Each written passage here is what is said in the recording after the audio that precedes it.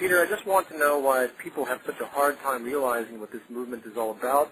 I don't understand how people don't see this as common sense. I'll stop you right there. I completely agree. I think what we're denoting is of extreme practicality.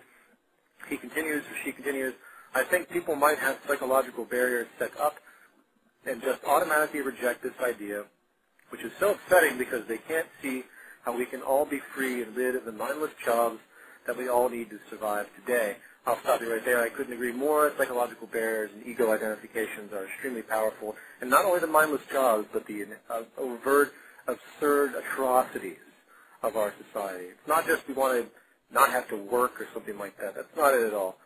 It's the atrocities of the system that make it so unbearable. It's the poverty and the war and the corruption and the distortion of the human mind and the human value system that is really the issue. He continues, she continues, maybe people don't even know how to begin to work together. I feel like there is a feeling in this country that if you accept help from somebody, then that means you are not as good as them and you are stupid. I'm going to stop you right there again. I couldn't agree with you more. The value orientations of rejecting the idea that we're all learning, as I've denoted before, is extremely profound. People can't stand being proven wrong. And, I mean, everyone falls victim to that. I have done very well to address that in myself. If I come up with an error, I do my best to deal with that error and not get emotional about it and acknowledge the fact that we are all learning constantly. Jacques Pascal was one of my biggest, he proved me wrong on so many different levels as far as my general worldview, and I had to step way back and reassess my identity the way I looked at the world because it was very foreign to me, as most of this stuff is, and I hope that relates to your point. But let me continue finishing your question before I go any further. He continues, she continues. So I guess my question is, what is the best way to get through to people if it's even possible? Should I look for common ground type thing? I really need help to get through to people because I am really passionate about this, but feel so powerless.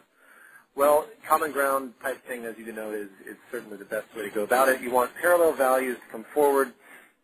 You want to utilize parallel values in whatever way that you can. But I completely understand, and I talked about that a lot, and I'm not going to go into it.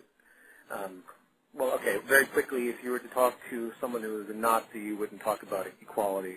Simultaneously, if you were to talk to an egalitarian Christian, you wouldn't talk about technology. There's certain things that are, well, technology in the sense, say it's a housewife you're talking to that doesn't know anything about technology.